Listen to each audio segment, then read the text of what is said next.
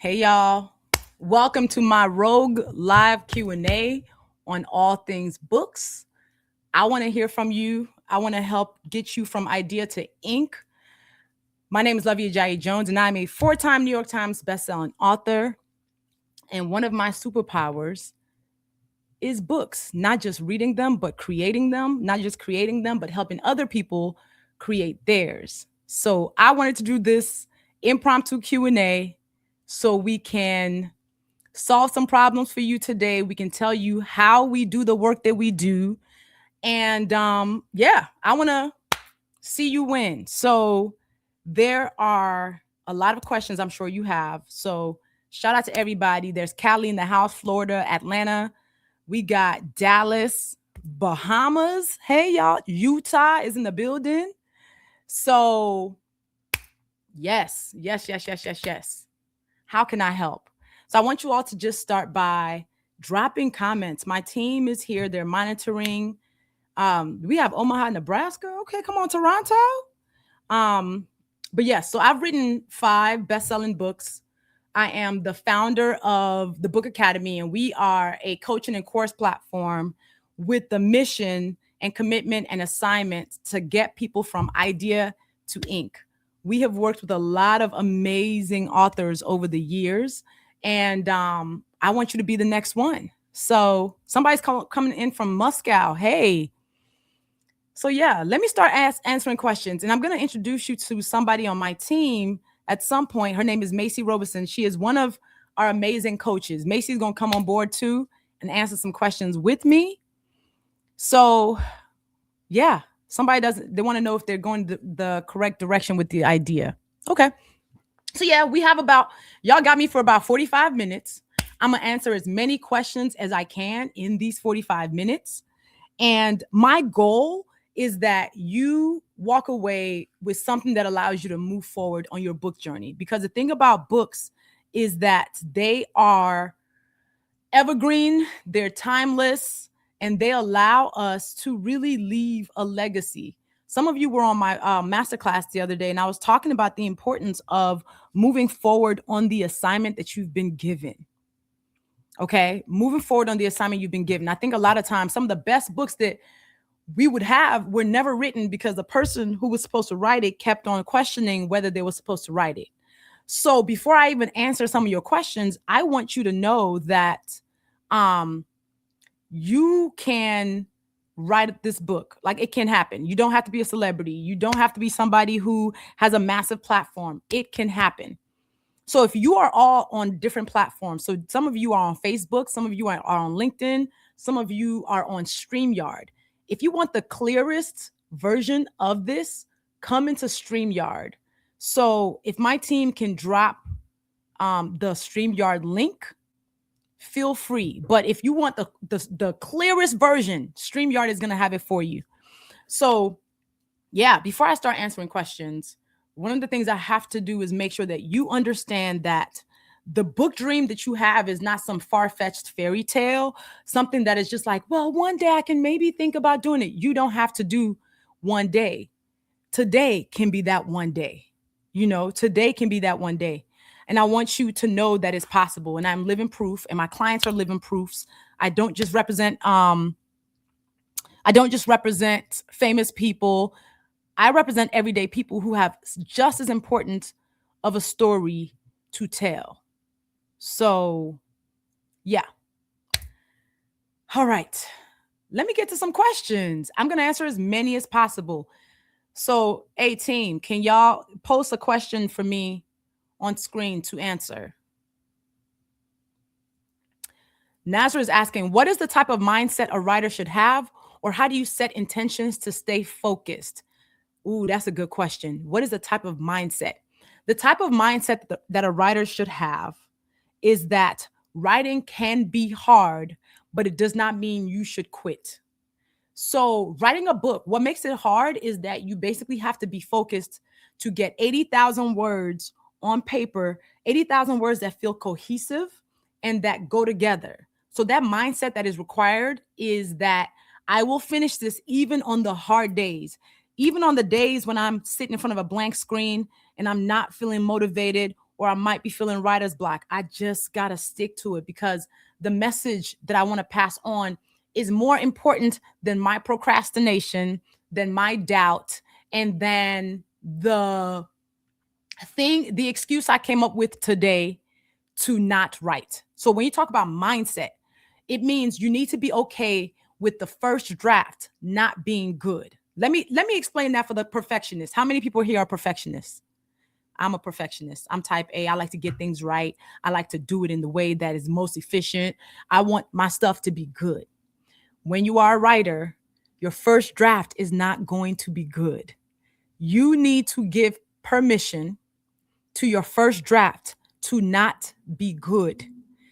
The job of the first draft is to exist. So the mindset can't be, oh, this is sucking. I need to throw it out and not do it again. No. Draft one is supposed to be not that great. Draft two is then improved upon, and then draft three can sing. So your mindset needs to be, you know what? Some of my words will not be great. Sometimes I'm not going to get it right, and I'm still going to move forward anyway. So that is the mindset that you need to be a writer, to be an author, to get a book done. Don't quit just because it's sucking. Okay? Don't quit. All right, what y'all got? Coy is asking, what is your recommendation on editing? I finished my first book, but I feel like I've been spending way too much time going back to reread and edit. My recommendation is that you hire an editor. Stop looking at it yourself. Your eyes are no longer fresh. You actually are not the one to edit yourself best. So after you've written first draft, you need to write. You need to get an editor. You need to get an editor.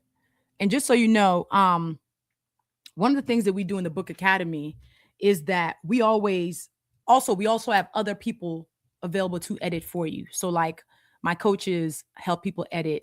And honestly, in our community, our students actually help each other edit their stuff. And that has been game changing. Like the first draft of people's book proposals were edited by people in their cohort because you need fresh eyes to look at it. That's also why you need community, because you don't want to be on an island by yourself.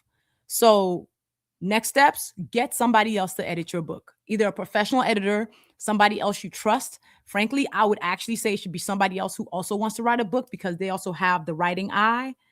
That's the next steps. Claire, I have a proposal for a nonfiction book, but I don't really know how to move forward. Do I just send my proposal out to publishers? Do I need to have an online presence to be taken seriously? Claire, you actually would be amazing for the Book Academy because nonfiction books are our specialty, even though our program works for everybody. How to move forward, you need to get an agent. So actually two things. You need to determine what publishing path that you're going to go with. It sounds to me like you're considering traditional publishing, but do you realize that there's other paths that you can take? So one, you have to determine what it is that you actually want to do. Do you want to make sure it's in bookstores, or do you want to have full control over the book? So there are other paths. The thing is, a lot of people don't realize they have other paths. So determine that. And then number two, if you do decide you're going to go traditional, you need to get an agent. So you're going to need to query agents, which means you're going to have to send them letters telling them about your book. And then hopefully an agent says yes. The agent then goes to publishers because most publishers do not just deal directly with authors. And your second question, do you need an online presence to be taken seriously? Yes, and you don't have to have a massive online presence. Two of my clients who got their book deals last year from Penguin Random House have 1,200 followers on Instagram. One of the biggest myths about writing books is that you need a giant platform to make it happen. Actually, your book can help you build your giant platform, right? So it all depends on the packaging. You want to make sure that your book proposal is really good. Just because you have one does not mean it's really good. So you want to make that sure it's really good if you're going to pitch. You need to be impressing agents because they get hundreds of queries every week. And then the agent will need to take it to a publisher. The publisher will then have to say yes. Sure. Okay. Did my LinkedIn go live, by the way, y'all? Am I on LinkedIn? Because I actually don't see LinkedIn comments, which is strange. Usually I'll be seeing LinkedIn comments. Anyway, yeah. Michelle, do you have insights about scheduling writing using Scrivener? The daily prompts have been very helpful. Yes. So I have a writing routine that I've created. And for those who are in my book academy, they get it. It's called my block and lock method, where I talk about the best way to schedule your writing. Because here's the thing, we are all busy. All of us are busy. It's not that time magically pops up and that we will have it. All of us are busy. So you need to make time to write. You need to basically create a writing routine that will work for you, that allows you to move day by day through the writing, because you're not going to write it all in 1 month unless you're a superpower author. Some of us do that. But you want it to be done over time. So number one tip around that, the time that you think best in a day. Some of us are morning people, some of us are night owls. If you are a night owl, honor that and allow your brain to be in optimal shape whenever you sit down to write. Okay. Um what is the difference between self-publishing um versus getting a book deal with publishing house? Huge difference. Actually, you know what? I'm going to add, y'all, I'm actually going to introduce you to one of my coaches, Macy, because I want Macy to also help me answer some of these questions. Macy has been with me for every book launch. Just so you guys know, I've released 5 books in the last 9 years. My books have sold 250,000 copies. My book launches are epic. I really make sure that I pour everything that I do into these launches, because here's the thing, I believe deeply in the work that I do. I believe that the messaging of my books is important, which means my job is to get it to as many people as possible. So Macy has been on my team for 8 years. So it was only my first book that she didn't work on with me. And she's one of my coaches. And those of you who are in the book academy will meet her. And yeah, so I'm gonna actually have Macy come to stage and join the mix. Hold on. Hi, Macy. I'm here. It's both of us in these baseball caps for me.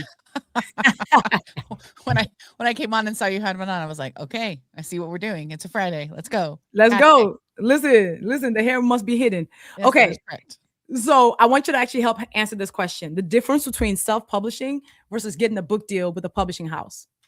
Love that question. Because someone asked earlier, even like what's the success rate for getting your book published if you put in the work? And the great news about the world right now is there used to be all of these gatekeepers with traditional publishing, and now if you have an idea, if you feel like it needs to be out in the world, you can take that into your own hands and control some of those uncontrollable things that previously felt uncontrollable. So, the difference between self publishing versus getting a book deal, if you get a book deal with a publishing house, they are basically taking care of the cost of they're betting on the book. They have a team there, they have an editor, they help you with the cover. They're doing all the work for you. They go out and find you. If you think of it in music terms, it's like they discovered you, you're the next big thing. They're going to pay for your album to get out there. They're putting all of that work behind you. There's some different structure in terms of how you get paid for writing that book when you get a book deal, and you have to have an agent to get a traditional publishing deal. So you have to be someone they can bet on to sell those books, that they're investing in you, believing in your idea, believing in your book getting out in the world. So that's a traditional publishing. That used to be the only way you could get a book published. But now we have self-publishing, but we also have hybrid publishing, which Yeah. is kind of an in-between, where the best people from some of these big publishing houses that you've heard of have been like, I know how to get a book built and made and put out in the world. I'm going to do this work that I know how to do, have the author pay me directly, and the author gets to keep all of the royalties that come in. There's different ways that is structured. We talk about that ad nauseum and to make sure you understand it inside the Book Academy. But the thing that's great about it is if you have a great idea, especially if it's part of your overall platform as a coach, as a speaker, you can do self publishing, hybrid publishing, get your book out a lot faster and control the content and control the way it looks. And it's kind of like being a subcontractor or hiring a contractor for your house. Like a hybrid publisher kind of manages all of the little to-dos and you get to put your vision into what you're building. Self-publishing is like you are the contractor for your house. So you got to find all the people to do all the jobs. I think it's exhausting. I'm going to be writing a book this year and I'm not doing self-publishing, but I will do hybrid. Yes. And that's the thing. Most people don't even know hybrid exists. Honestly, I actually don't think most people should self-publish. I think most people should go hybrid because the thing about self-publishing that you all must understand, and I think people get upset about this. I've seen some of these conversations on threads around bookstores not wanting to stock self-published books.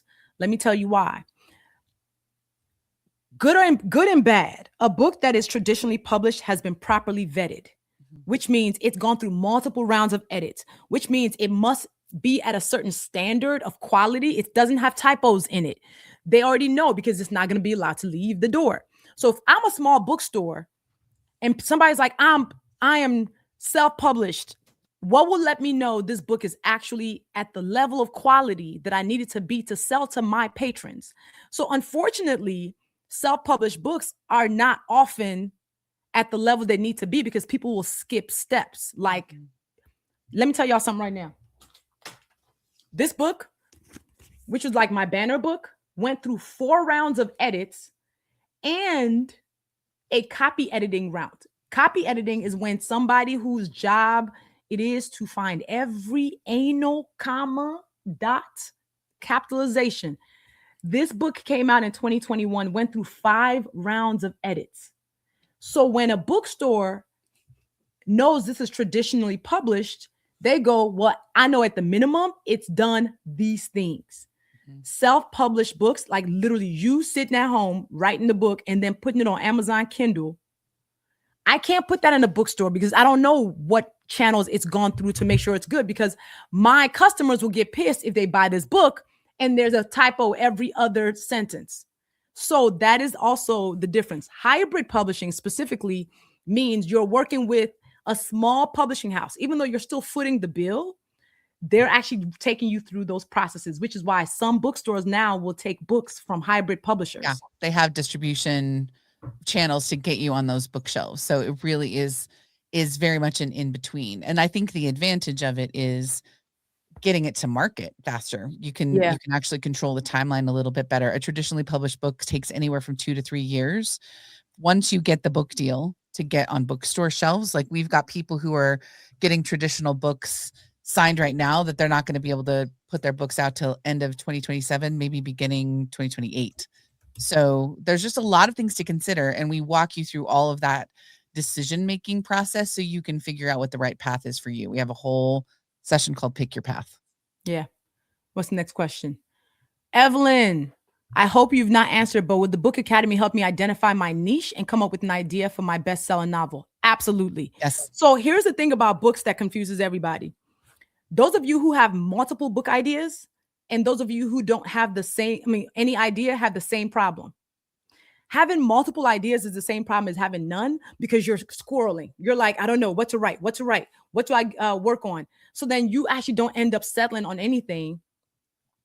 That is the same problem as I don't know what to write, because literally if you have many ideas, you don't know what to write. So yes, in the Book Academy, we actually do help you identify your niche. And also because you will be in a cohort with other people, you get to test your ideas in real time with the people who are your ideal readers. Like they're the people who you want to go into the bookstore and buy your book. So you have a whole community of hundreds of other writers who you would want to buy your book.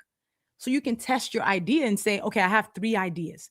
Can y'all tell me which one actually feels most right? We actually have a whole masterclass dedicated to getting clear on your idea. Because when you get clear on your idea, let me tell y'all what happens. As somebody who's written 5 books, when you get clear on the book that you want to write, it will wake you up at night. Them words will start coming and you literally have to grab a journal because it'll feel so urgent. I have been sleeping, whether on a plane or at home. And when I get the clarity on what my next book is going to be, them words start pouring because I consider those divine downloads. I consider those, that's God telling me, here's what you need to write. I've been trying to tell you. And then when you finally land on it, you go, oh, okay. So that's one of the things, one of our first classes, I think class three, yeah, class three is about actually getting you clear on your idea.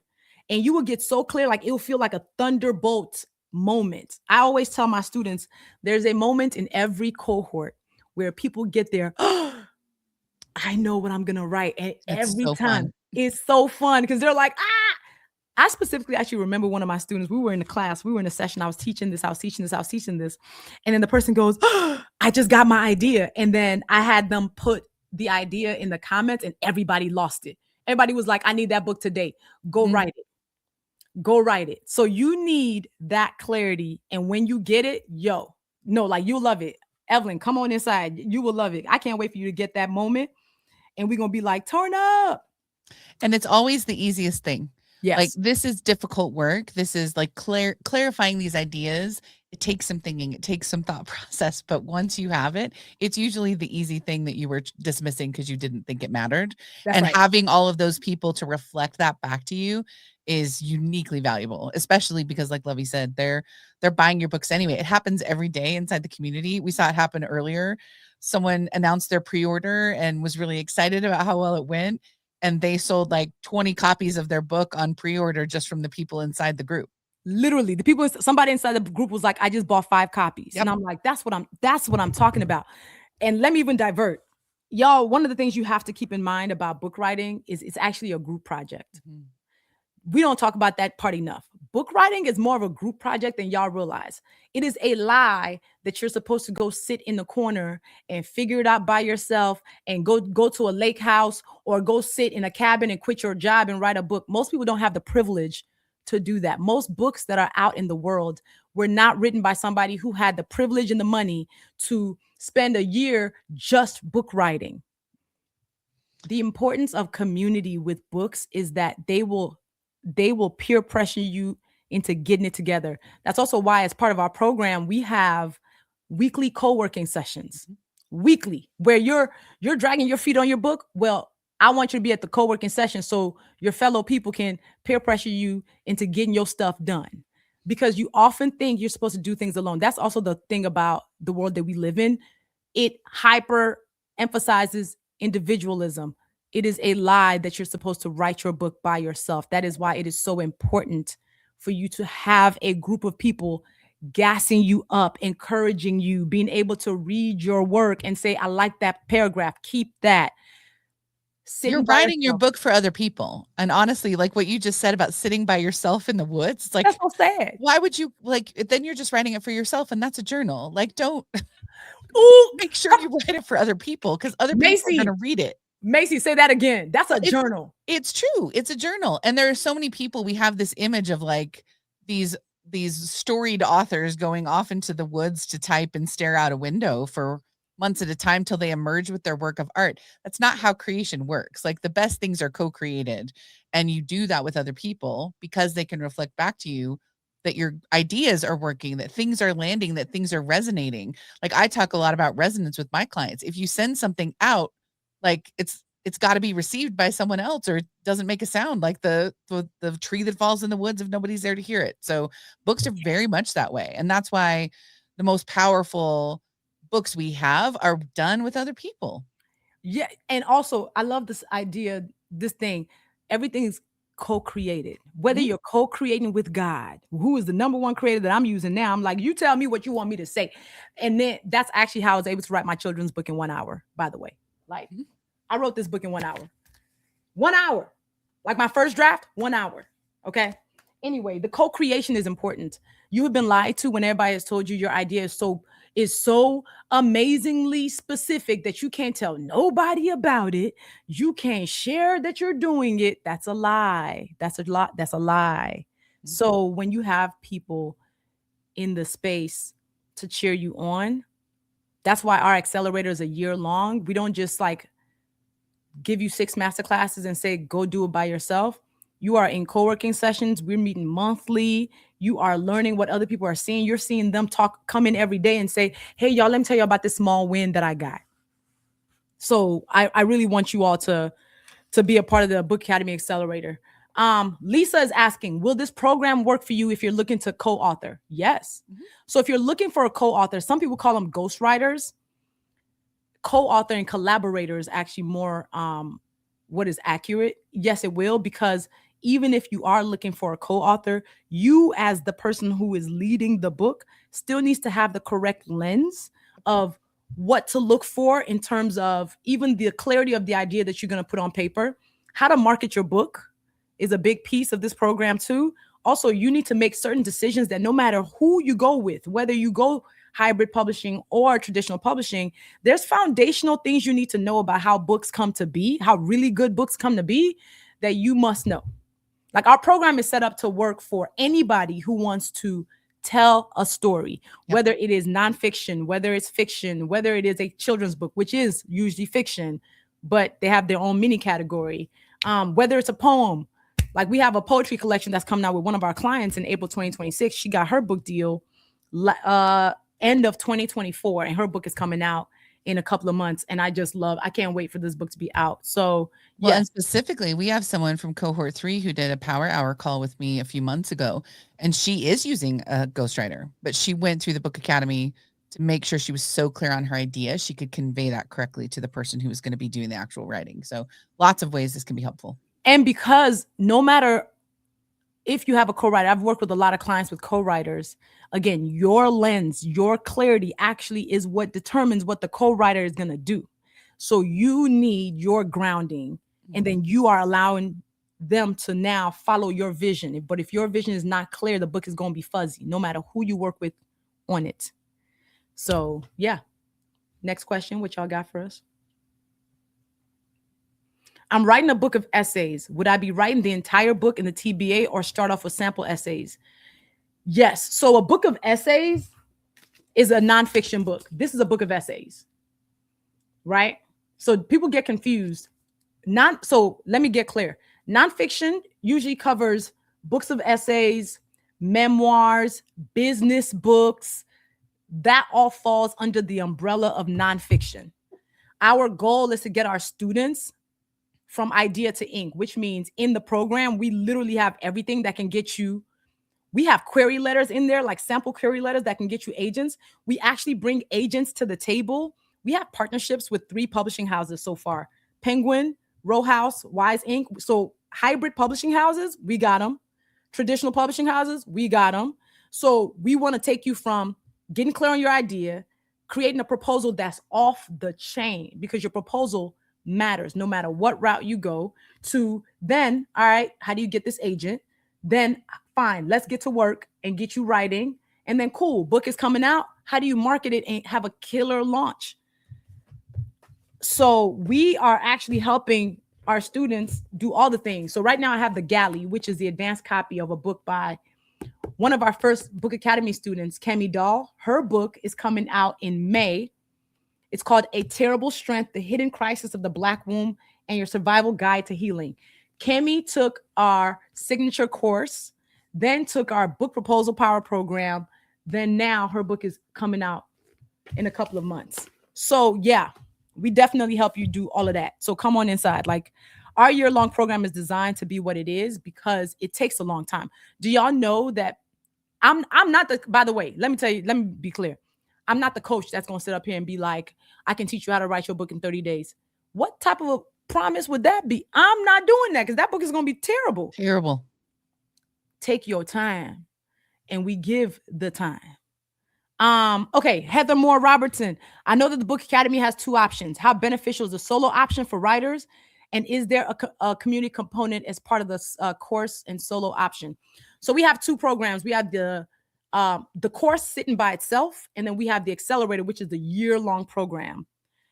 The solo option is for people who literally want to go sit in the woods and do it themselves. Mm-hmm. If you were somebody who was like, I really do work well in the quiet by myself, I don't need live classes, I can just watch it myself in the middle of the night if I want to, I don't really want a lot of community, I can do stuff by myself, then the solo option would work for you. But if you are not that person, if you really are like, I really want to be in community, I want to be like actually talking to people every day, I want to be able to go in and share my doubts, my wins, I want to tell somebody, hey, can you take a look at this page that I wrote? If you want that, you should come to the accelerator. Or I So would say, even if you like Luvvie's energy on calls like this, where she's like teaching you live, you should come into the accelerator. Because one of the big differences, the accelerator students show up on these teaching calls live, and the course students get the recording of that call the next day, which is helpful. You still have the energy. I think it still transmits. You're still going to learn a lot, but there's something magic about being in the room all together and doing this work all together. that's real. That's real. That is real. Are there opportunities to have your eyes on our book idea and proposal, or is it mainly the other people in the program who are giving us feedback? No, I get feedback. Macy's giving feedback. Like, we are in there. So you get to also talk to us. People can come in there and create threads at any point they want. That's like, hey, I have this question, and our team is there to answer. I'm going to answer. Like, everybody will chime in. It is actually a community affair. I mean that. That's why I said y'all going to hear a lot from Macy too, because she's in there every day making sure she's answering questions. People are DMing. We are here. We're here. Yeah, if you love my energy, you love the cohorts, because this is what y'all get. I am the book coach that drags you with love. I'm gonna drag you with love until you win. So that means I am gonna push you. I'm gonna expect that you're gonna put in work, because here's the thing. I come to the table and I bring everything I know. I open my Rolodex. Shout out to anybody who knows what a Rolodex is. Okay, that I just did it myself. I bring my Rolodex. That was rude. Right. I bring my Rolodex to the table. Like, one of our master classes that we're going to be doing in March that we just confirmed yesterday is of one of my mentors, and the person who I hired to edit this book, even outside of my editor at the publishing house of Penguin. I'm under Penguin, by the way. She's coming to the table and teaching the masterclass. Somebody who has written 15 books. Okay, she's written celebrity memoirs. She's written novels. I'm bringing her to the table. So, yeah, like, we are in there every day, just making sure that we're giving you what you need. But here's the thing that's important for you all to keep in mind. I cannot promise you an outcome if you're not ready to come to the table and do the work. I can give you all the cheat codes. I can give you all the frameworks, all the formulas, all the contacts. If you're not going to do the work, then I cannot be like, well, then yeah, you will still write a book. No, you won't. Nope. So if you don't want to do the work, I can't help you. But what we do, our promises is that we will do what we can to bring what we can to the table. So we are always asking people, what do you need? What other masterclass do y'all want to see? And we go, I bet I know somebody who can do that. I know an editor. The person who's edited my books, my actual publishing house editor from Penguin, has come in and done a masterclass. And we have that recording. I have my agents come in and do masterclass. My actual agents have come in and taught. I've had one of my longtime editor friends who is also at a traditional publishing house do a masterclass. Y'all, I'll be bringing the things to the table, y'all. I'm just saying. And even if we pass you the cheat codes, you've got to actually fill out the test. And like, that's the actual writing, right? You've got to do the thing. The problem is Macy now be dragging people too. The problem is I have become a bad influence, and now Macy be dragging people in there too. Well, and I'm not sorry about it. I'm not either. I'm not sorry about it. Angela, how long do you have access to the solo option for the year? Is it renewable? Yes. So, what are the book questions we got? And no, scholarship recipients have not been added yet. Do hybrid publishers in the USA work with writers in Canada, or will the Academy assist me in finding hybrid publishers in Canada? My favorite hybrid publishers in Canada.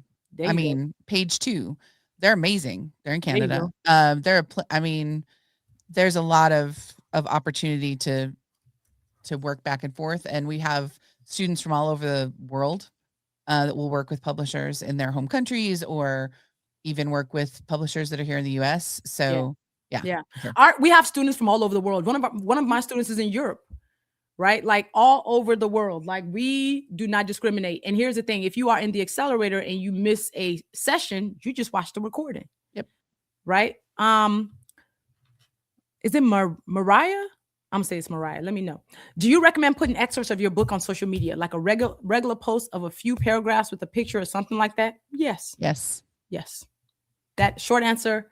Yes, because the more you bring people along as you're writing, the more you like we said, it's a group project when you're writing it, but it's also a group project as you're building an audience.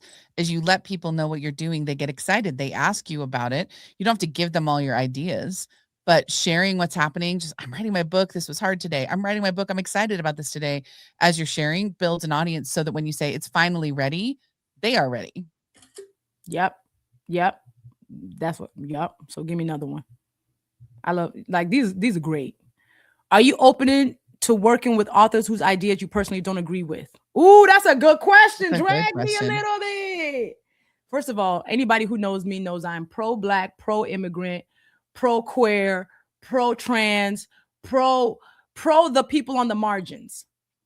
Have I worked with, I don't even attract people who is not that, because it just, so I've never had to consider this question because I'm so pro all of those things that I repel people who are not, which means most of my clients are kind of similar to that, which is for me actually a good thing. Yes. Because I don't think everybody is my client. I'm not taking everybody's money. It's never that serious to me. For me, all money is not good money. So I really do try to make sure I attract people who are values aligned. My clients are writing books about the betterment of the world. They're writing books about people having a voice. They're writing books about being professional troublemakers for good. Those are the books I am proud to stand behind. I don't want to take somebody's money just because they want to write a book, but if their book is going to be harmful, if the values are not aligned with mine, I'd prefer they actually stay out my community.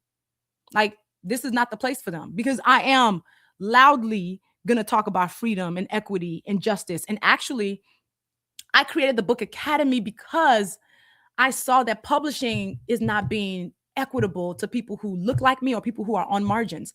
72% of books that came out in the last 5 years were written by people who were white, mostly white men. My job and why this organization exists is because I want to change that stat. I want to disrupt the publishing industry so it can reflect the stories of people from all walks of life. Like, our world is diverse. Publishing is not. So my success in publishing is actually an outlier.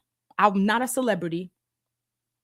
I am not somebody who is writing fantasy novels. There's very few Black women who are in publishing who are writing about courage, power, business, who actually are successful. I am on my 7th book deal. I'm working on books 6 and 7 right now. They'll be coming out in the next 18 months. When I realized I knew the cheat code, I needed to pass it on. That's part of the reason why I started the Book Academy, is I really wanted to be a part of other people winning, and not just white men. White men, we hear their thoughts a million times. We need other people's voices. So, am I open to working with somebody whose values I don't agree with? Depends.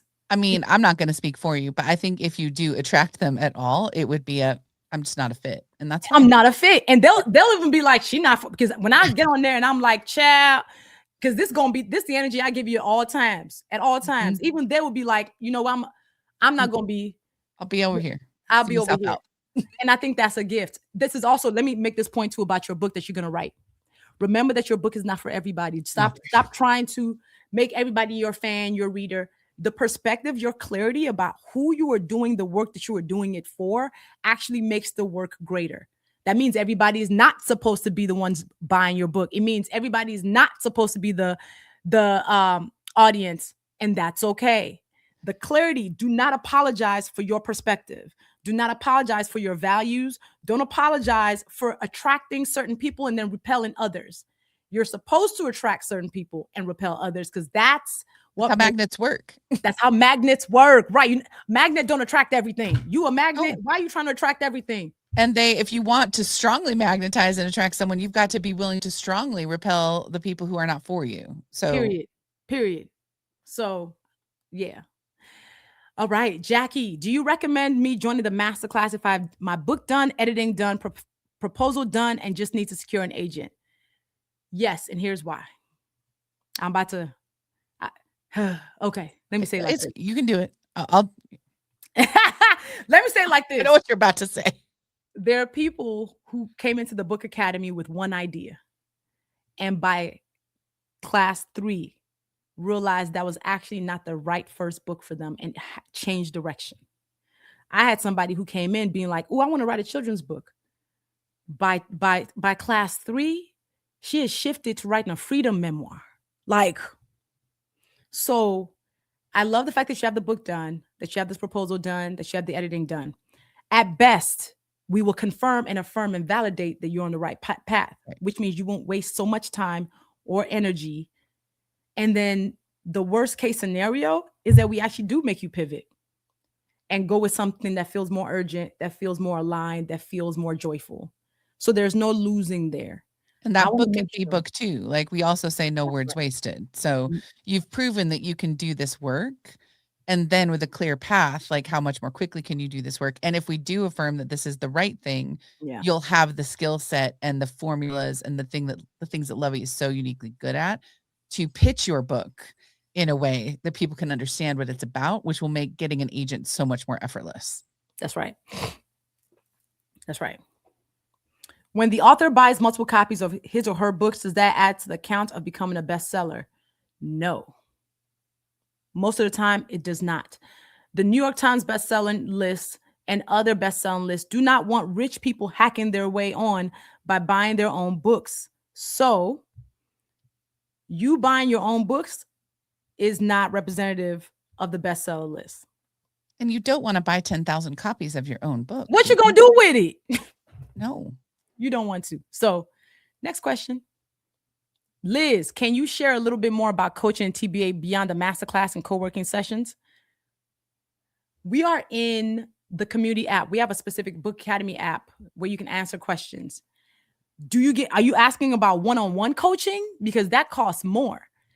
One-on-one coaching with me, by the way, a 1-hour coaching session with me, my clients pay me $3,000 for an hour with me, one-on-one. My program is that for the year.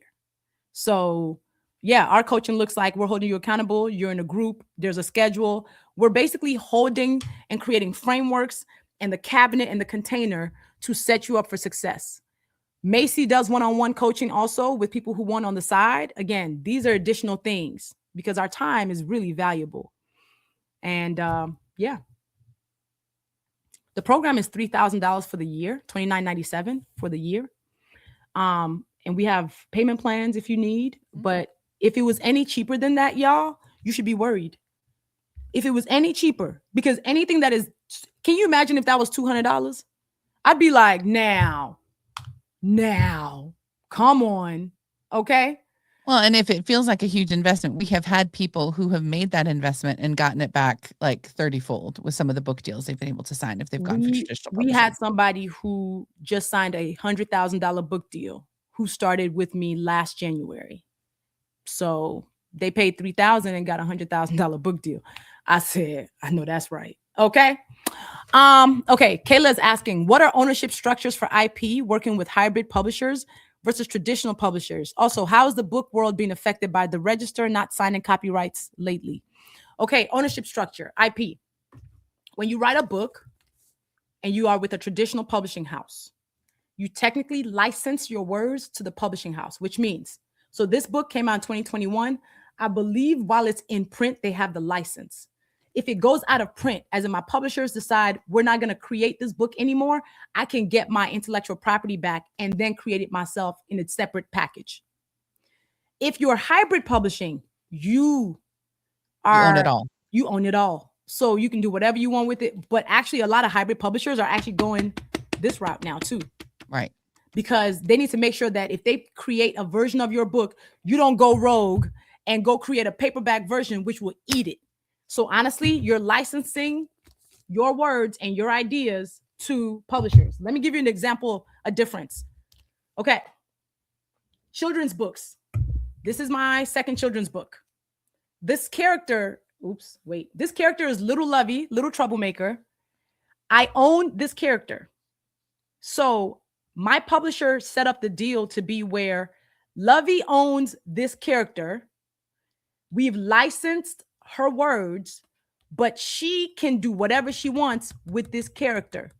So that's a separate type of a deal because of the fact that this is intellectual property, the way she's drawn, her age. So, but I own her. So that's a negotiation that happened with my attorney and my agent in the publishing house. And the way she did that was hiring an illustrator to do that work for hire, so she That's right. owns it. That's right. So it's important that if it is on your book cover, that you own it. Let me give you another example.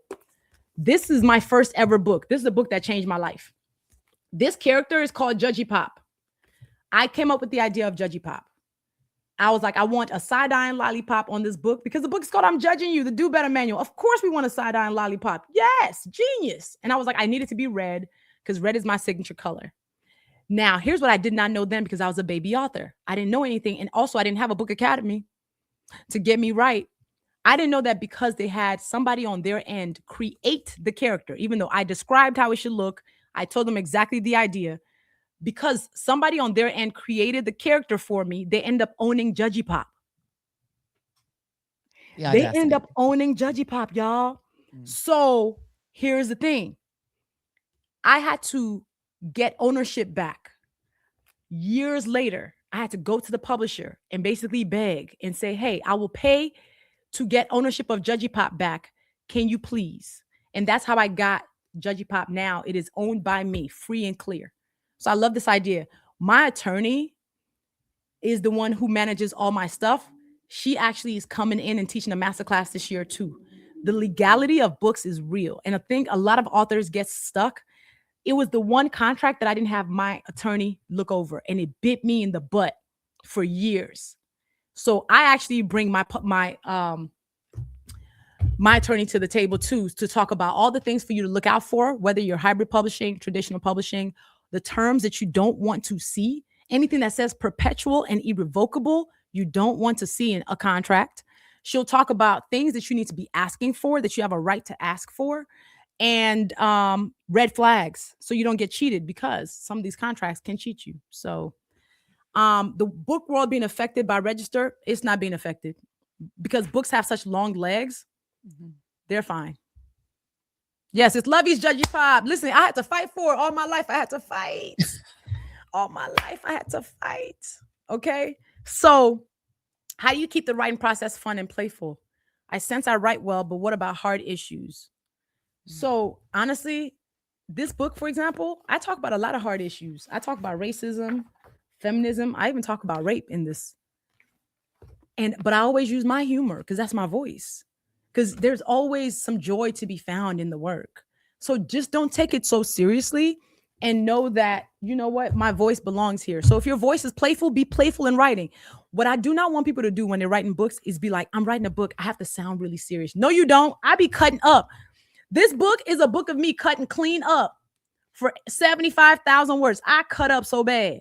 I read it for the first time on a plane going to do a session with you, and I was a mess. I was laughing so hard I was crying a couple times. People still DM me. It was like, yo, why was you cutting up so bad and I'm judging you? And there's a chapter in here that actually especially makes people laugh so bad.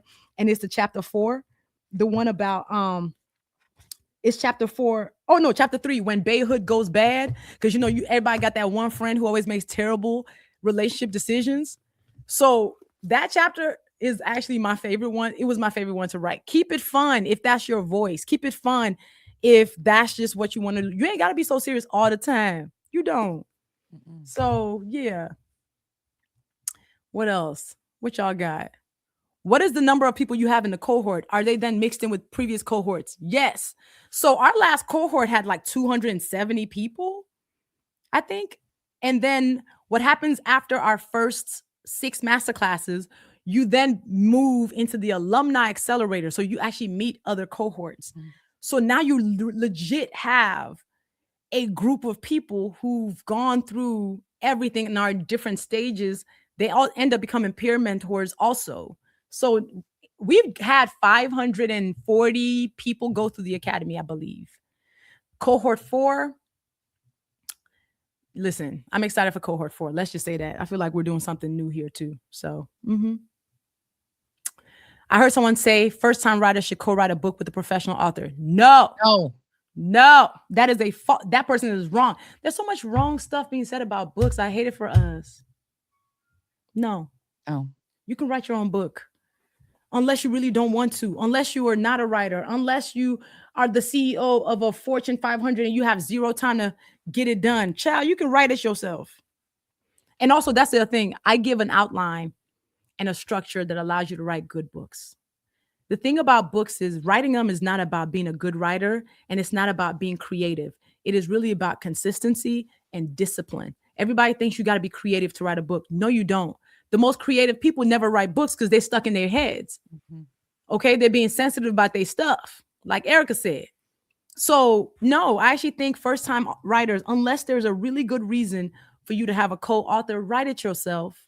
You don't need a professional author to co write a book with you. You know It's your not, story better than anybody else. it's not like a graduate school paper. I mean, sometimes there are nonfiction books written by professors that will have co-authors, and I could see where maybe that would come from Yeah. that world, but Yeah. that's like the old gate kept world. You still have books like that out there, but nah, you don't need that.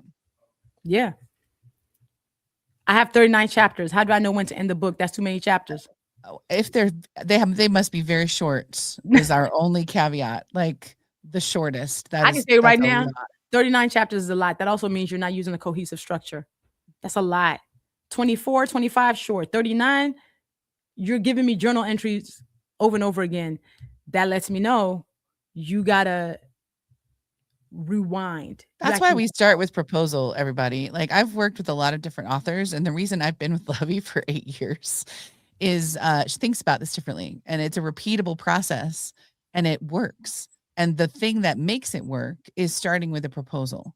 That proposal, whether you're going to like, they want you to submit a proposal when you're going for a traditional book deal because they want to make sure you can write. Because again, they're thinking about can I bet on this person? Can I bet on their ideas? Are they a good writer? Do they have a plan? We're always more comfortable when someone has a plan, and the proposal is that plan. So it's a two-part plan. It's I have good ideas and I can write, and here's what I'm going to write, and here are the chapters, here's the structure, here's the transformation this book is going to provide for people, whether it's fiction or nonfiction, and here is my business plan for getting this book in people's hands. And when you have both of those things, the two-part process of writing and selling your book becomes effortless. Effortless. It's still hard, but it's effortless. I mean, I know that sounds backward, but here's the other thing I'm gonna say. There's a few people in here who are like, I finished my book. Congratulations, I do, but I'm gonna ask you to go back. Like it's gonna sound counterproductive. I'm gonna need you to go back because a finished book that was not properly outlined is not a cohesive book. That's what I believe. Mm-hmm. If you were just writing because you were writing, you probably haven't thought through certain things that need to make sure it's connecting dots. I'm gonna if you're listening to this and you like, I finished my book, I want you to stop. And the next time you touch your book, it needs to be you making sure that your book is properly outlined. Now, your outline will either confirm that you wrote the right book in the right way, or it will show you where gaps are. It's a win regardless. So go back and do the outline, and you will actually start seeing that I might not need 39 chapters. This should be broken down to 30 or 25 or maybe even 15. So break it down. What y'all got? What's the next question? Are there prompts in the accelerator course to help me along in developing my book? How long does it usually take to write a book from start to finish to the book hitting the market? So our first session, we actually teach that because that's not a quick answer because I can't give you a benchmark if I don't know where you're currently at. And also, how long can it take from start to finish? A lot of things can shift that. You are actually a big part of that. 1, 2, if you're going to be doing traditional publishing, how long is it going to take you to get an agent? 3, your publisher determines when your book is coming out. So I'll even give you all an example right now. Let's say you get a book deal today, January 2026. The earliest that your book is going to come out is going to be January 28th. Book publishing, the traditional leg one, has a long lead time of 18 months to 2 years. Just be clear. Start with that grounding and framing. This is not that's why the people who are like, I can help you write a book in 30 days. Them people are telling you to pass a lot of steps that are required. And them people are setting you up for failure. And if you want to get a book deal, you want your books in Barnes & Noble and all the other stores, know that this is not some quick running and all of a sudden your book is out. You're committing. You're saying that I'm going to spend the time that it requires and give it the energy. So yes, we're not giving you, we're not literally the ones that's like, your book will come out in 2 years exactly. No, your book might come out in 2.5 years. And if you decide to procrastinate, then it might come out in 3 years. So again, that's why it's hard to attach dates that's specific. I would be wary of people who attach dates, and books last forever. And honestly, like the depth of the impact you want to have, there's like an equal and opposite like amount of work that needs to be done. You're going to put something out there that's going to last forever. Like Ryan Holiday calls a perennial seller, a book that's going to like that we know its name years after. Time has to be put in. That's right. Marlene is asking, can the Academy help me know where to begin and share my story? Yes. Mhm. That's exactly what we do. That's one of the first sessions that we do is where to begin. We even help you build your platform. Like we teach you how to build your platform. And the people in your cohort end up becoming your followers. Yep. They literally have threads. That's like everybody, what's your Instagram? What's your LinkedIn? And they'll follow each other. They're like, when I tell you, yes, this is what we do. Absolutely. Hey, Kai. Jasmine, do you upload your manuscript on Amazon or do you have a publishing agent do? If you are traditionally published, you don't touch none of that. None of it. Like, I would say even if you're hybrid, you don't do that. Now, self-publishing, you will, but that's where sometimes people, you got to really do your research, make sure you're doing it right. You are not uploading nothing to Amazon if you are traditionally published. They're managing everything. In fact, if you're hybrid published, you're not touching that either. Mm. The only time you have to be doing, I'm uploading to Amazon, is if you are self-publishing, literally doing this by yourself. That's also why I don't recommend doing it by yourself. What else we got? We knocking through these questions. How do you know when it's time to stop a book franchise? I need a different question from that because that's not a clear question. That's an artistic license question. Like, yeah, if that's like, I have a mentor that says it's like art versus science. If I were writing a song on a guitar, I would need to know the chords of the guitar and I would need to play those correctly. But if I'm trying to decide, like, does a 1 chord go here or a 4 chord go? I don't know. It depends. So, yeah, it's one of those things that you'll be able to know because you'll be the expert on that story. Okay. This question, can you share some of the challenges faced writing a children's book versus an adult book? All right. So I wrote Professional Troublemaker in 2021. And then because of the success of it, I got a book and the idea, I put this upside down. And the idea, I end up having this series. My third Little Troublemaker book is going to be coming out next year. The challenges.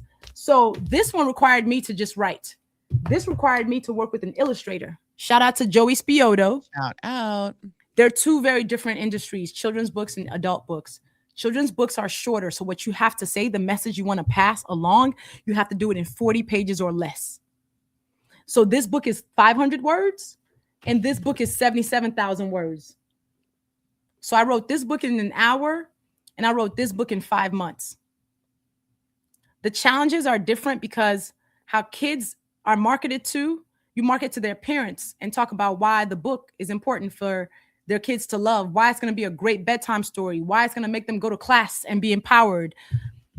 This book is, I'm just talking to adults. But funny enough, children's books are now talking to adults too.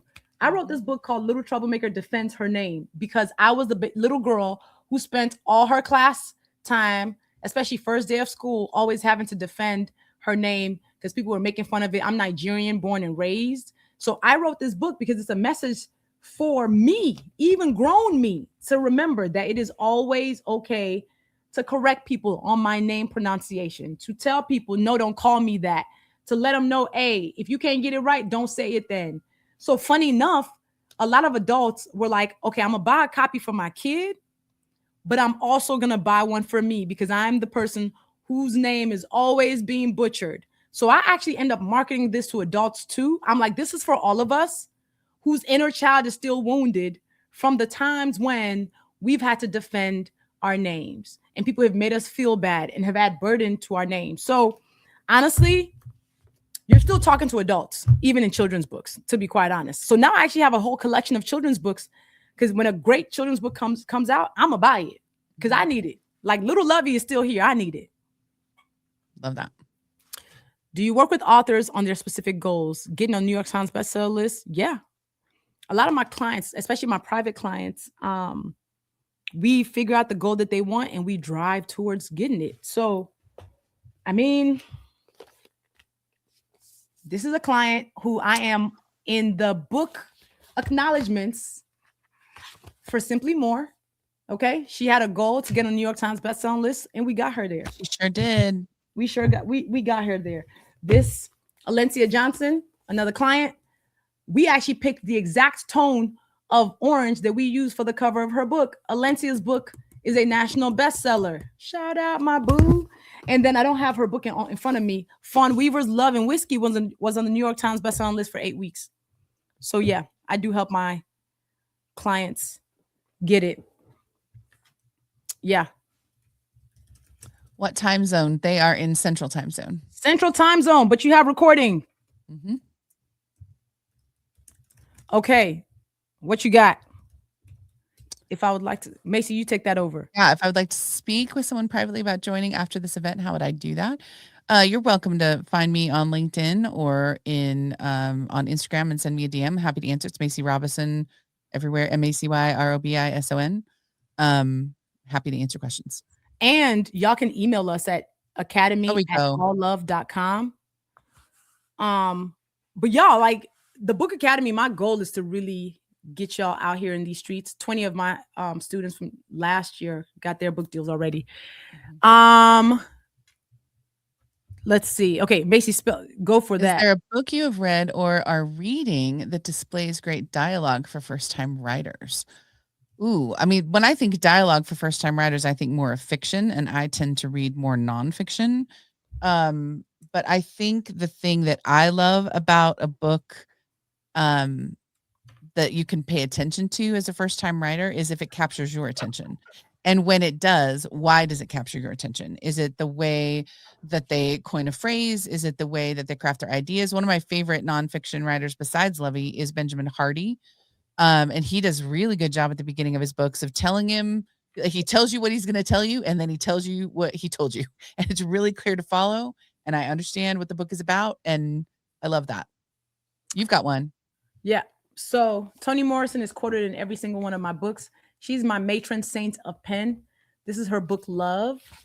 And I found a signed copy. This is a treasured book. So honestly, just read more books and you'll teach you what your style kind of could be. Y'all don't DM Macy. Macy, you just set yourself up for failure.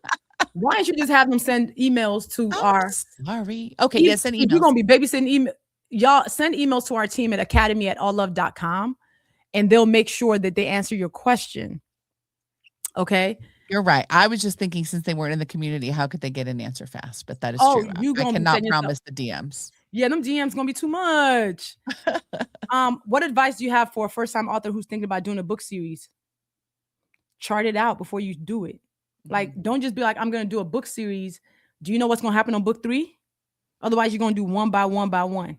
If you think of any successful book series that has lasted, they have done that. They have plotted it from beginning to end. And then sometimes maybe they go back and add things, like with Hunger Games. I really love that 3-book series. She's gone back and taken some of the characters that have stood out and added prequels, but she knew beginning to end what was going to happen. Any successful book series, I think that's the case. And if they didn't do that, you can tell by like book 4, right? Like it loses the plot. Yep. How long should a book proposal be? My book proposals are 50 pages because I give all the detail that is needed for anybody who's reading it to understand the vision that I have. They also know how I'm going to market it. They know who my audience is. They know my comp titles. They know my bio. They know my overview. They've seen table of contents. They've seen chapter summaries. So my book proposals that have gotten me all my book deals that have made me millions of dollars are 50 pages. And editors, even the ones who don't end up winning because they usually go to auction, usually are like, objectively speaking, this book proposal is off the chain. And if you are in the Book Academy, I will give you the template for my book proposals, the exact template of my book proposals. So yes. Is the payment plan automatic or do we need to log in and pay? Automatic. I think it's automatic. Yeah, I think it's automatic. I try to make my life easier. If I got to do stuff manually, I don't. You said I don't. I said you don't know the answer to that question, I but we really do try don't. to make things I easy. have a team behind me too. I focus on what is my superpower. My superpower is bringing y'all the resources I got. My team handles the logistics of stuff like that. What y'all got? What else y'all got? How do you protect your dream and ideas from being downplayed by others? Who should you share them with? Only share your ideas and your dreams with the people who are fire starters, not the ones who are going to pour water on it and kill it. So don't tell your friend who's always looking for reasons to be like, Bill, have you thought about, well, let me be a devil's advocate. No, they will ruin your enthusiasm. You need to know who you can trust with your dreams and your ideas because they have good heart, good values, they stand in integrity. So, And not like everybody that's close to you is your reader anyway, so you that don't part, even necessarily need to listen to them. that part. I'm loving all TBA's points of support. I'm writing in the devotional and Christian living space. Yes, this is a Yes. good community that will support this type of writing. Absolutely. We actually have some amazing people like my sis Kai, who's in there, who's writing also faith-based work. Candace Dawson is writing faith-based work. So we have a lot of people in there who are writing work that is speaking to spirituality, healing. We have somebody who's literally writing a book called Healing for Healers. Mhm. I can't wait. Right? Like so we have all sorts of types of books that are in there, all great ideas. They will encourage you, you know. So yeah, it'll be a great community for you. They're gonna gas you up. Mm-hmm. How do you stay inspired when imposter syndrome gets in the way? I'll let you take that one since I know how you feel about imposter syndrome. Imposter syndrome can go to hell at this point. I don't even have it. I don't have it because I've seen people with fewer qualifications, less intelligence, less thoughtfulness try to do more with more audacity. So why would I, with all I've done and who I am, still be sitting there denying God's glory in my life, the gifts I've been given, the doors that have been opened? Why would I have imposter syndrome? I would literally be denying what is true, to be wondering whether I qualify, whether I should be in the room, whether I should teach the class. Honestly, imposter syndrome is only sent to women because men be out here just audacious for no reason, just confident, wrong, and strong for zero reason. So I need us to not feel imposter syndrome. That is the reason why we don't do half the things we're purposed to do. That is why we do not do what we're purposed to do. I see a question. Kimberlyn is asking, what support do you have for memoir writers? Y'all, nonfiction. Memoir is under nonfiction. Book Academy is actually, most people are writing nonfiction and memoir. So we are primed for that. We are primed for that. But yeah, y'all, imposter syndrome got to go. Imposter syndrome got to go. It has no use. It has no use. Men should have a little bit more of it, but women, we need to dump it. We need to dump it. Has day and time for the weekly live sessions been set? Yes. And if you have conflicts, we have recordings. So we usually do them Tuesday nights for our main master classes. But yeah, but the first week we have Tuesday and Thursday night. So yeah, they're set. It's great. I'm seeing like really focused questions about my book is about this. Does it work? It works. Like we literally have every topic that has ever come through. I feel Every like. topic, y'all. Everybody always think, you know what? I think the problem is that everybody thinks their book is the one that nobody else has ever done. Mhm. There are no new ideas under the sun. I promise you somebody has done it. And that's not what's important. It's not that every book is doing a different idea or different topic. It's that it's coming from a different voice and perspective and life experience. So Yep. don't worry about somebody else has already written about that. So what? Nope. Mm-mm. You know how Not many books white men have written about power? Do you know how many books about power exist? Do you know how many books about power? Just the word power. It's been written a million times. There'll be a million more. The difference is your perspective. The difference is what you're going to bring to the table. It is not about specifics on what somebody, this idea that nobody has ever done. Remove the pressure. Angela, are there additional costs once someone has been the accelerator for, say, 2 years for marketing, editing? Chat, you want $3,000 to cover marketing, editing, copywriting, distribution? You will Mm-mm. never find that. It doesn't exist. We teach you how to get the things that you need done. You will still need to hire an editor, a copywriter. We cannot help you distribute because we're not a publishing house. If I became a publishing house, then I could help you distribute. I'm thinking about it. But right now, we are teaching you. I need y'all to recognize that. Listen, I am not over promising nothing. In fact, I'm very much under promising. If I was to come up here and lie to you and be like, of course, we'll do all that things just to take your money, that's not who I am. That's not the reputation I want to have. We know what we know, we do what we do, but then we'll help you figure out other things. So yeah, do you have any advice on how to prioritize characters when there's so many trying to be heard in your mind? Write them down, girl. Write them down. Writing fiction is very different from writing nonfiction because you're Yes. building a world out of nothing.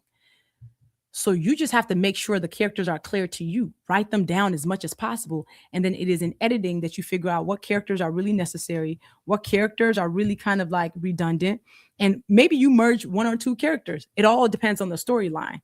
You can't, it's not character based, yes. Story based is most important. Yeah. Do you hire a literary agent and how does that fit into publishing a book? You don't hire a literary agent, you partner with one. And they usually choose you. You can pitch through a query letter. It fits into publishing the book because an agent is needed to go to a publisher because publishers don't just go to authors directly. There are some that do, they're exceptional. But most publishers, once again, to that vetting thing, most publishers go to agents because they know this has been vetted. So there's a particular criteria that's going to meet. So they only talk to agents. So I want y'all to come into the Book Academy this year. If you were somebody who really has been like, I want to write a book one day. Let me tell you something right now. Procrastination is entitlement to time that you were never promised. You talking about, I'm going to write a book next year. I'm going to actually also tell y'all something that is actually very true. I don't know what the Book Academy is going to look like next year. I cannot promise that I'm going to offer it in the same way. I cannot promise that it's going to be the same price.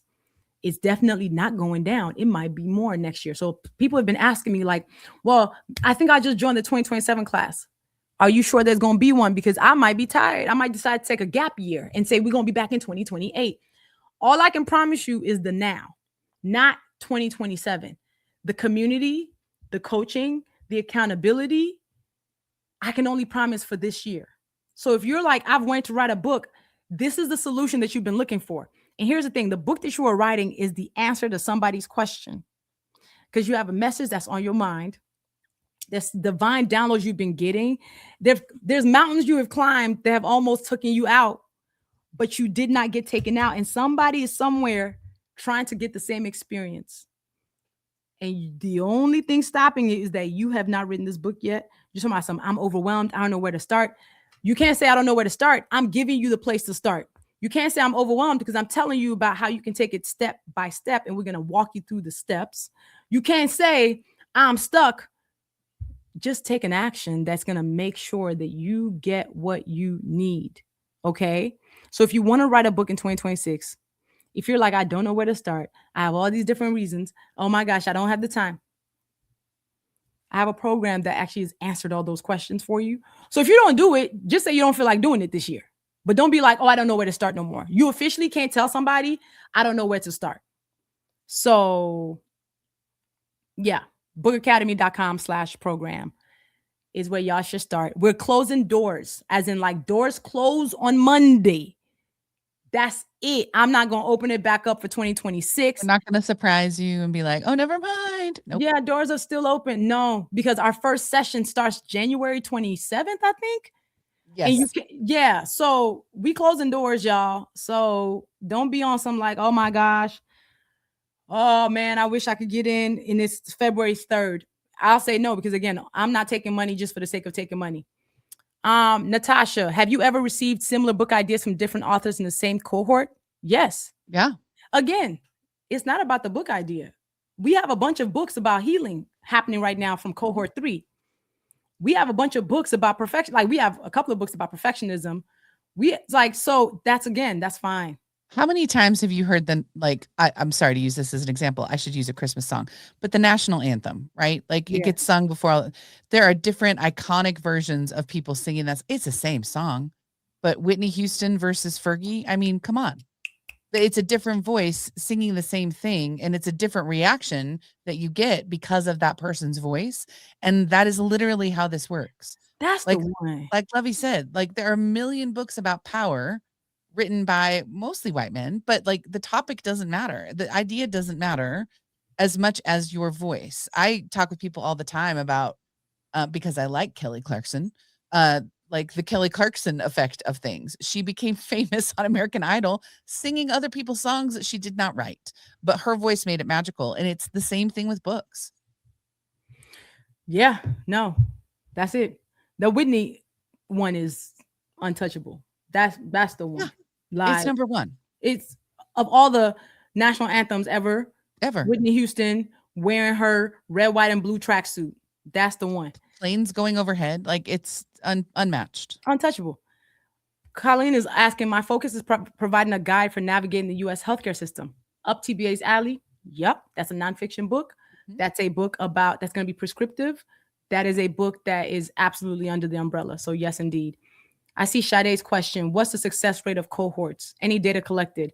Cohort 3 had 20 book deals written, already from cohort 3 That's less than a year. in less than a year. So that's a big deal. That's a big deal. We have testimonials. Um, we have so many. So if y'all are following the Book Academy on Instagram, there's actually going to be a whole series of testimonials posted this next couple of days of real people. We actually posted one yesterday, a video of somebody saying Book Academy changed their life, that they have never invested in anything that has changed their life like the Book Academy. So we got receipts. We got receipts. So yeah.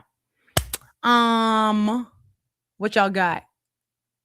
What other questions? But this has been great. Look, y'all just know you out of excuses. I'm just saying, you out of excuses. Lorraine, I don't see your questions. Lorraine said we're not answering her questions. Can y'all put one of her questions up? I'm gonna answer as many questions as I can. Well, curious how the payment plans can be broken out. I think there's a 3 and 6 payment plan.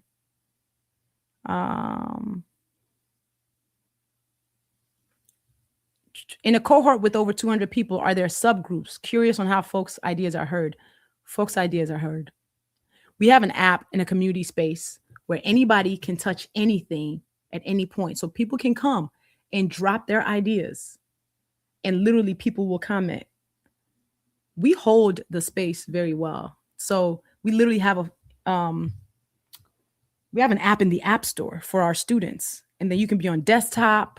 I know y'all are worried about size, but I promise you, we've never had somebody be like, oh my gosh, nobody paid attention to me in our space.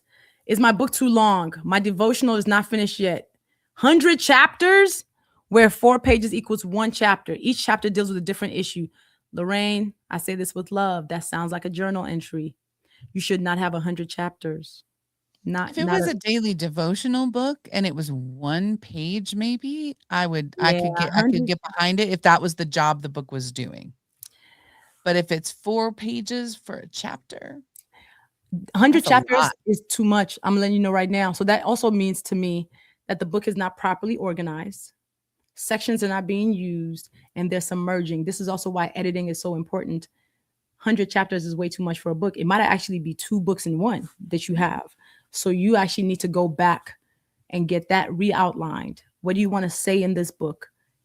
And are you being redundant? 100 chapters is too many. So if it is a devotional / journal book, then maybe they're not 100 chapters. Maybe it's just 100 prompts. Right. With a couple journal pages. Yeah. That's not 100 chapters. What is your advice for those who really want to join but don't have the financial means to do so right now? Heard you, I feel you, but I'm going to say this to y'all right now. It is an investment, and sometimes you have to sacrifice for things that are worthwhile. It's like if you need to buy a car.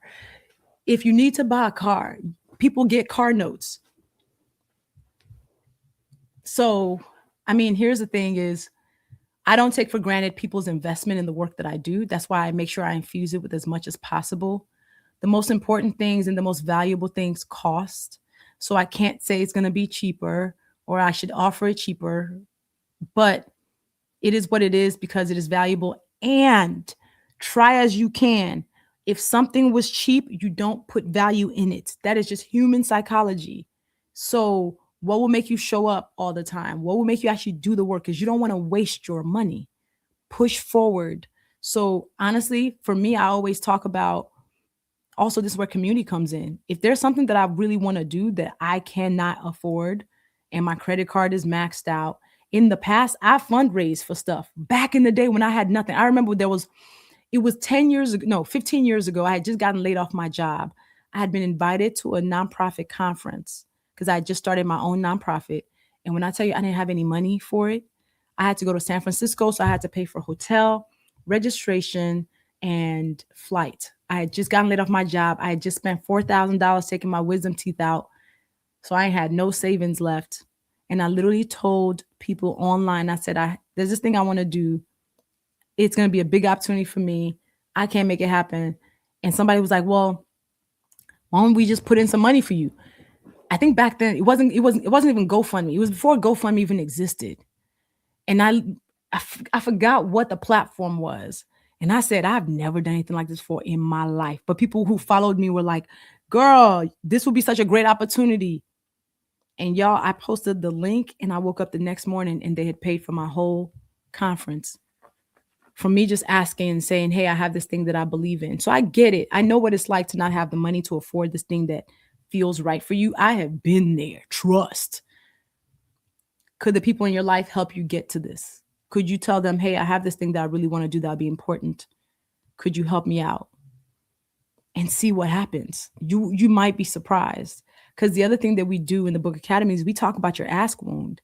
A book is actually going to require you to ask for favors over and over again, even after you publish it. Now you got to go ask somebody to blurb.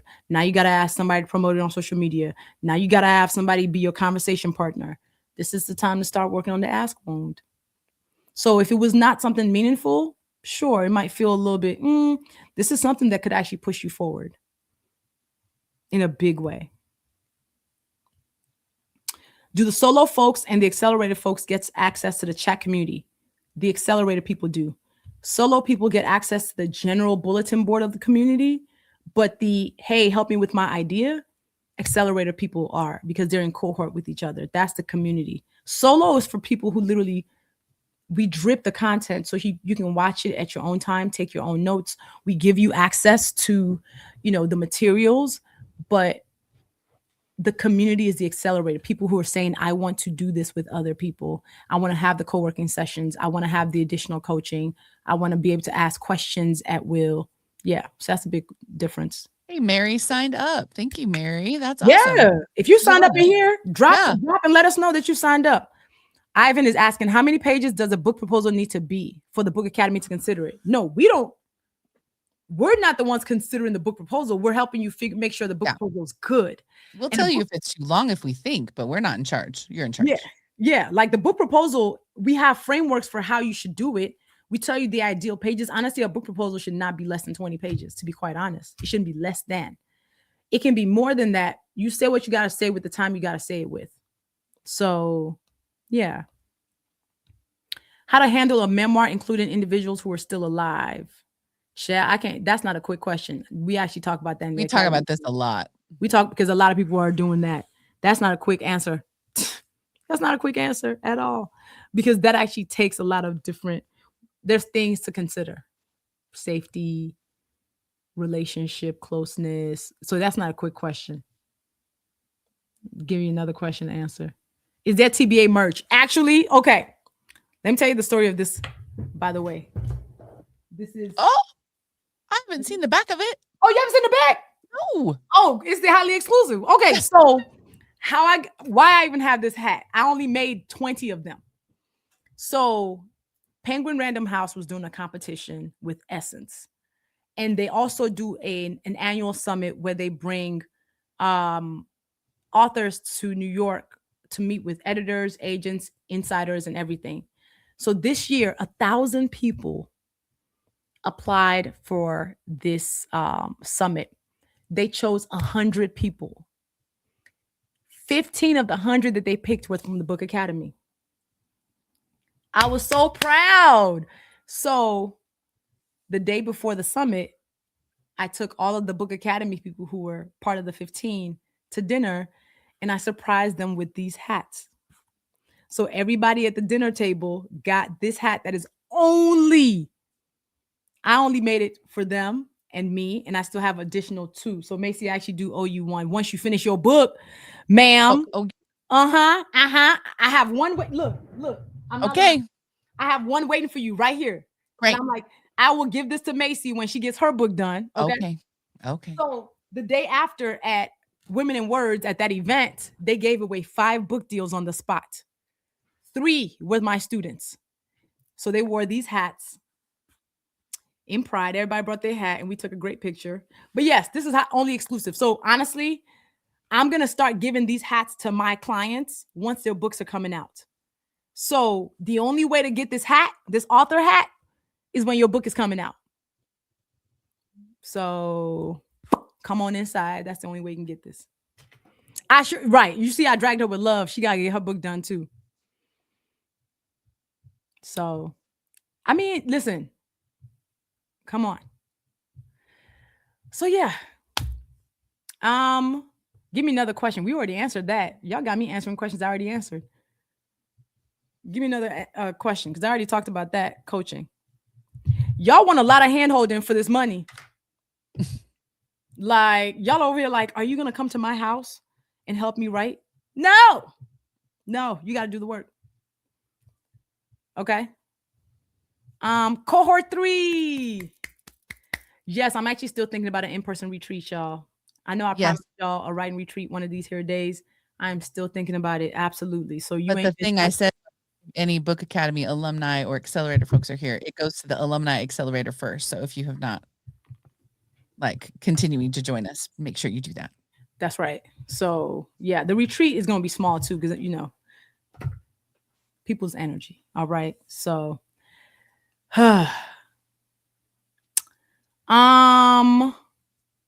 okay. So, all right. I just wanted to pour into more people. I hope this was really helpful for y'all. I really hope to see you in the academy. I hope to see you in the academy, and we'll be working together this next year. I'm looking forward to having you be one of the people who I tell stories about and say, I remember this person who came to my LinkedIn Live or my Facebook Live or my StreamYard and was like, I don't know. And then they came through and then they were able to push forward with ease and confidence. And now they got their book deal. And oh my gosh, it's lit. I want to be able to do that with you.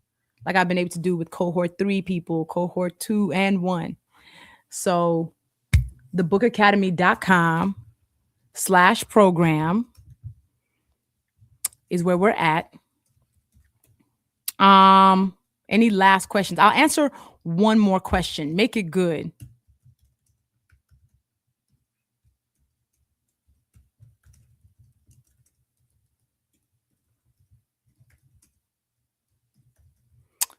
I'll answer one more question before I go. I was only supposed to be on here for 45 minutes. I'm already 45 minutes over. But I'll do one more question. I'll be going rogue.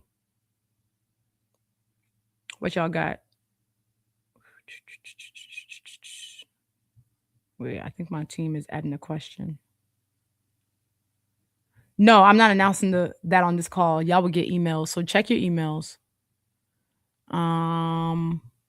Team, one more question. What's your favorite thing to coach new authors on? What are your goals? Wait, go back. My favorite thing to coach new authors on, when they get the clarity on the idea, when you get convicted on the idea, that's my favorite thing. Yeah.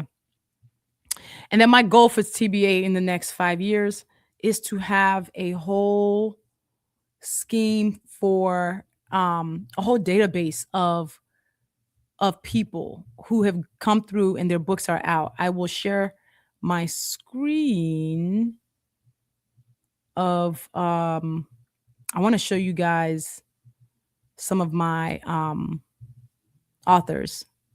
So this is some of the people who've published books with the Book Academy. I've worked on book covers. I've worked on getting people clear. Conjuring the Hurricane is Sarah Hansen. Her book is coming out in a couple of months. A Terrible Strength is Kemi Dahl. They were all like you. They had a bunch of journal entries, ideas. They weren't sure how they were going to make it happen. And now their books are coming out. So this could be you. I want this to be you. It is possible to be you. None of these people are like famous people. These are regular people. So, Macy, any last words?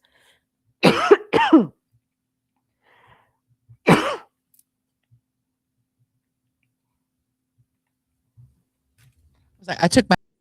I don't. I would say, you know, if you think you've got an idea that could help someone, it's worth betting on yourself. Because if you don't, and you kept this idea because you were too scared or fill in the reason, um, how would you feel if someone finds out you kept this idea to yourself and you didn't share it? Like, that's the thing that keeps me moving on writing my book. I've helped other authors for years and years and finally have the idea for my book. And I will feel awful if I don't bet on myself and actually get it out there this year. That's the one. If not, if not now, when? And if you've been procrastinating, again, procrastination is entitlement to time you were never promised. So let's stop saying one day and let one day be now. The book that's been sitting on your spirit, get to writing. Let's let 2026 be the year that you say, wow, it is no longer just on my spirit. We're getting it down on paper. And I got people cheering for me in a community. I have the best book coach you could have. Okay. Okay. I'm just trying to say the most lit book coach. All right. And I have all the clarity that I need. So we remove all those barriers to entry. And I'm excited to see y'all in there. And we're going to have some victory notes. So bye, y'all.